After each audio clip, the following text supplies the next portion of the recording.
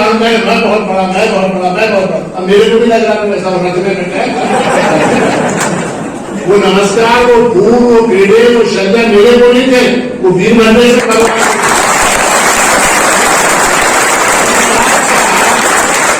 भगवान जो है अंदाजा लगाने। ये घोड़ा है, शरीर क्या है? घोड़ा है। इसके अंदर बैठा हुआ आत्मा जो है वो भगवान।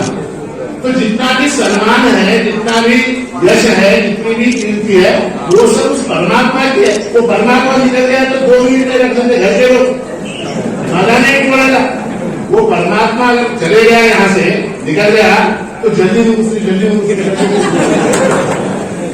ऐसा है। तो ये देह की कोई कीमत नहीं है, कीमत उसके अंदर रहने वाले परमात्मा की है। इसलिए जो है भगवान वीरभद्रेश्वर यहाँ पर विराजमान है और उनका मुख्य कार्य जो है वो अहंकार का नाश करना है। दक्ष प्रजापति के अहंकार का नाश करने के लिए भगवान वीरभद्रेश्वर का अवतार। और जो मूर्ति है उसको आप पत्थर की मूर्ति न समझिए। उमनाबाद की जनता, माणिकनगर की जनता, यात्रा में आने वाले लाखों भक्तगण, उन सबसे मैं ये निवेदन करता हूँ कि वो मूर्ति पत्थर की नहीं है। पत्थर में भगवान नहीं है। भगवान कहाँ रहता है? तो हमारे भाव में, हमारे भाव के अंदर भगवान रहता है। और हमको ये विश्वास होना चाहिए, हमको ये श्रद्धा होनी चाहिए कि हम जो भी प्रार्थना करते हैं वो भगवान सुन रहा है। जो नैवेद्य हम समर्पित कर रहे हैं भगवान खा रहा है। जो पुष्पमाला हम उसको अर्पित कर रहे हैं उसको वो ग्रहण कर रहा है। इस बात का हमको ज्ञान होना चाहिए। जब तक वो ज्ञान नहीं होगा तब तक आप कितना भी करो वो व्यर्थ। ಹಿಂಗೆ ಹೇಳ್ತೀವಿ ಒಂದ್ಸಲ ಏನಾದ್ರು ಅಂತ ಹೇಳ್ತೀವಿ. ಆ ಮನುಷ್ಯ ಇದ್ದ, ಅವನೊಂದು ಕೆಲಸ ಇತ್ತೇನು, ಕೆಲಸ ಇತ್ತಂದ್ರೆ ಓಡಾಡ್ಬೇಕು. ನಮ್ಮ office, D office, DC office, tehsil office, DC office, tehsil office, ಅವ್ನ ಕೆಲಸನೇ ಆಗಲ್ಲ ಕೆಲಸ. ಈಗೇನ್ ಮಾಡ್ಬೇಕು? ಅವ್ ಬಂದ ಸ್ವಾಮಿಜಿ ಬಂದ ನನ್ ಕೆಲಸ ಆಗಲ್ಲ, ಭಾಳ ದಿನ ಹೊರಟಾವ ನಾ ಏನ್ ಮಾಡ್ತೀವಿ? ಸ್ವಾಮೀಜಿ ಅಂದ್ಬಿಟ್ಟು ಬಿದಿರು ಹೊಂಟಾವ ಅಂದ್ರೆ ಗಣಪತಿ ಪೂಜೆ ಮಾಡಿದ್ರು. ಗಣಪತಿ ಪೂಜೆ ಮಾಡಿದ್ರೆ ಬಿದಿರುಗಳು ದೂರ ಆಗ್ತಾವ, ನಿಮ್ ಕೆಲಸ ಆಗ್ತದ. ಹೇಗೆ ಮಾಡ್ಬೇಕು ಸ್ವಾಮಿ? ಗಣಪತಿ ಪೂಜೆ ಬಾಜಾರದಾಗ ಗಣಪತಿ ತಗೊಂಡ ಒಂದು ತಟ್ಟೆಗಳು ಹಾಲಿನಿಂದ ಅಭಿಷೇಕ ಮಾಡು, ಕೆಂಪಾಗ ಹೂವ ಏರಿಸು, ಕೆಂಪಾಗ ಗಂಧ ಏರಿಸು, ಮೋದಕ ಪೇಡೆ ನೈವೇದ್ಯ ತೋರಿಸು, ಆಯ್ತು ನಿನ್ ಕೆಲಸ ಆಯ್ತು ಹೋಗಂದ್ರು. ಪಾಪ ಆ ವಿಚಾರ ಹೋಗಿ ಗಣಪತಿ ತಂದ ದಿನ ಗಣಪತಿ ಪೂಜೆ ಮಾಡಿರ್ತೀವಿ. ಹಾಲು ಹಾಕಬೇಕು, ಮೋದಕ ಹಾಕಬೇಕು, ಕೆಂಪಾಗ ಹೂವ, ಕೆಂಪಾಗ ಗಂಧ, ಅದು ಇದನ್ನೆಲ್ಲ ಮಾಡ್ದ. 6 ತಿಂಗಳಾಯ್ತು ಒಂದು ಕೆಲಸನೇ ಆಗಿದೆ.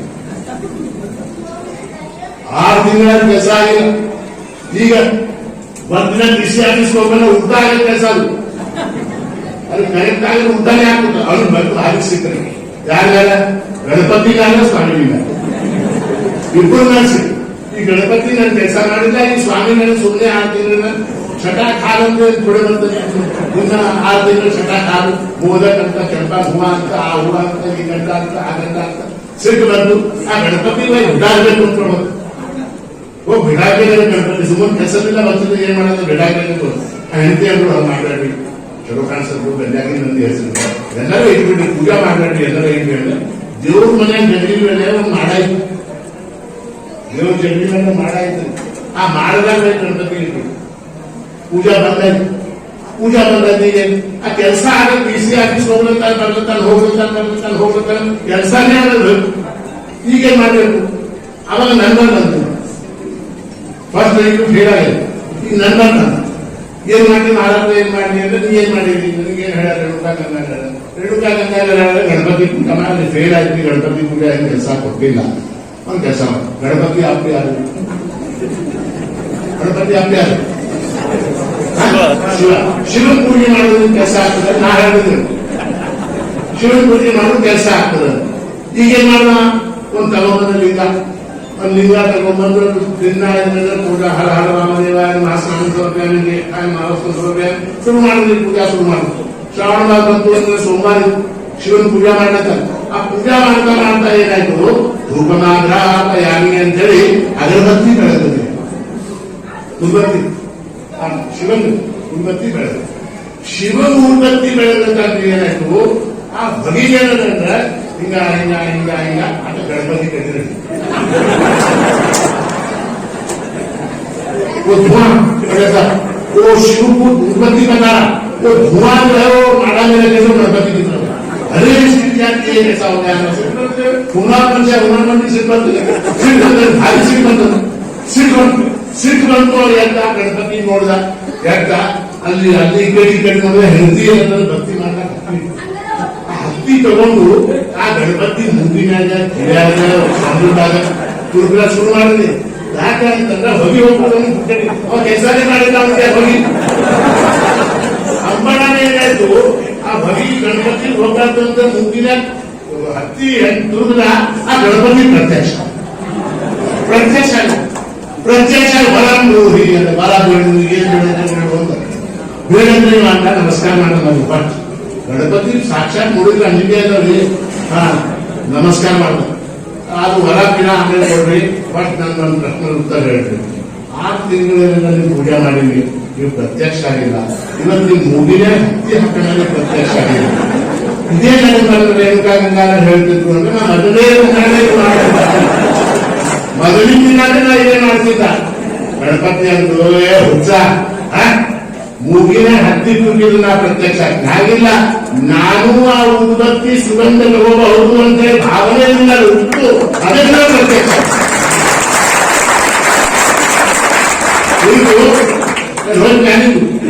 ಗಣಪತಿ ಏನಂದ ನಾನು ಆ ಉದ್ಬತ್ತಿ ಸುಗಂಧ ತಗೋಬಹುದು ಅಂತೇಳಿ ಆ ಭಾವನೆ ನಿಮ್ಮ ಮನಸ್ಸಿನಲ್ಲಿ ಹುಟ್ಟಿಲ್ಲ ಹಂಗೆ ಏನಂದ್ರೆ ನೈವೇದ್ಯ ತೋರಿಸ್ತೀರಿ ಶಲ್ಯ ಹೊಸ್ತೀರಿ ಸರ ಹಾಕ್ತೀರಿ ಏನಿಂದ ಹಾಕ್ತೀರಿ ಕಲ್ಲಿನ ದೇವರನ್ನ ಹಾಕ್ಬೇಡ್ರಿ ಆ ಪ್ರತ್ಯಕ್ಷನ ಅವ ನೀವು ಕೊಟ್ಟಿದ್ ನೈವೇದ್ಯ ತಿಂತಾನ ನೀವು ಕೊಟ್ಟಿದ್ ಬಟ್ಟಿ ತೊಟ್ಕೋತಾನ ನೀವು ಕೊಟ್ಟಿದ್ ಹರ ಹಾಕೋತಾನ ನೀವು ಕೊಟ್ಟಿದ್ ಏನ್ ಕೊಟ್ಟಿದ್ ಪತ್ರಂ ಪುಷ್ಪಂ ಫಲಂ ತೋಯಂ ಯೋಗೇ ಭಕ್ತ್ಯಾಪ್ರಯಕ್ಷ ತದಹಂ ಭಕ್ತಿಯುತಂ ಉಪರಾಷ್ಟ್ರಾಣಿ ಪ್ರಯತಾತ್ಮನ ಅದನ್ನ ಸ್ವೀಕಾರ ಮಾಡ್ತೀನಿ ಅಂತ ಭಗವಂತ ಹೇಳ ಅದಕ್ಕೇನಂದ್ರೆ ಇದು ಮಾಮೂಲಿ ಜಾಗ ಇಲ್ಲ ವೀರಭದ್ರಂದ್ರೆ ಈಗ ಔಷಧ ಮಾಡ್ತಾ ಇಟ್ಟು ಅಂತ ಸ್ಥಳದಾಗ ಸ್ವತಃಸಿದ್ಧ ನಿಂತಾನ ಹುಮ್ರಾಬಾದ ಅಂತ ದೇವರು ನಿಮ್ಮ ಹಾಗೇನೆ ಸಿಗ್ತಾನೆ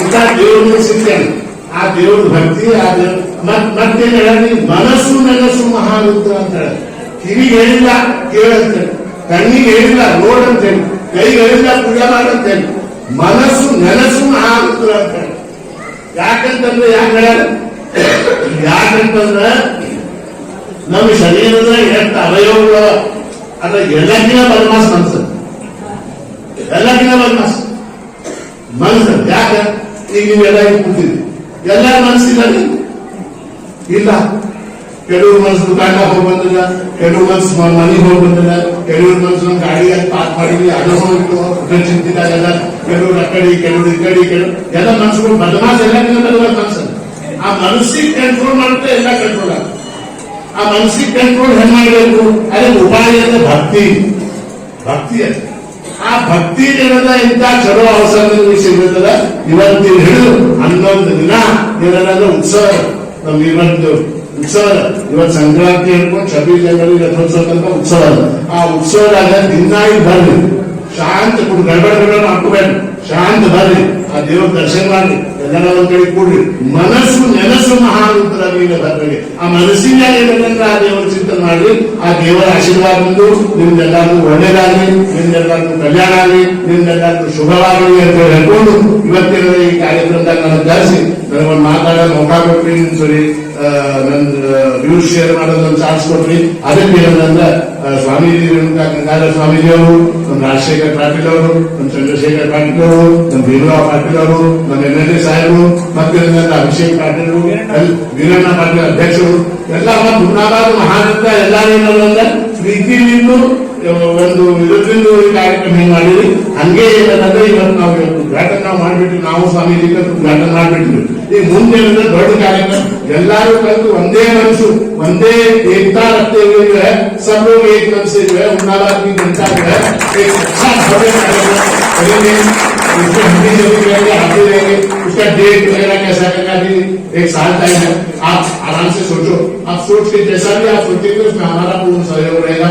आप सबके ऊपर हमारा आशीर्वाद, प्रभु महाराज की कृपा, प्रभु महाराज का आशीर्वाद उमनाबाद की जनता पर, पाटिल परिवार पर, एमएलए साहब पर और जितने भी लोग यहाँ पर पुलिस वाले हैं, हमारे पत्रकार बंधु हैं, बैंड वाले हैं जिन्होंने इतने आनंद से बैंड बजाया, रथ वाले हैं, घोड़े वाले हैं, अरे कितने लोग, हजारों जनता उमनाबाद की, सबके ऊपर प्रभु का आशीर्वाद हो। ऐसी मंजर का अपना रखते हुए अपनी वाणी को विराम देता है। अब श्री गुरुदेव दत्त वीरभद्रेश्वर भगवान की जय। जय बोलो जोर से Veerabhadreshwar. Coat pant, sherwani, suiting, shirting, sari, dress material ಹಾಗೂ ಮದುವೆ ಸಮಾರಂಭಗಳ ಎಲ್ಲಾ ತರಹದ ಬಟ್ಟೆಗಳು ಹೋಲ್ಸೇಲ್ ದರದಲ್ಲಿ ಲಭ್ಯ. ಹಾಗಿದ್ರೆ ಹಿಂದೆ ಭೇಟಿ ನೀಡಿ ಆರ್ಕೆ ಫ್ಯಾಷನ್ ಕಲೆಕ್ಷನ್, ಬಸ್ ನಿಲ್ದಾಣ ಎದುರುಗಡೆ, ಹುಮ್ನಾಬಾದ್. ಹೆಚ್ಚಿನ ಮಾಹಿತಿಗಾಗಿ ಸಂಪರ್ಕಿಸಿ 8660601957.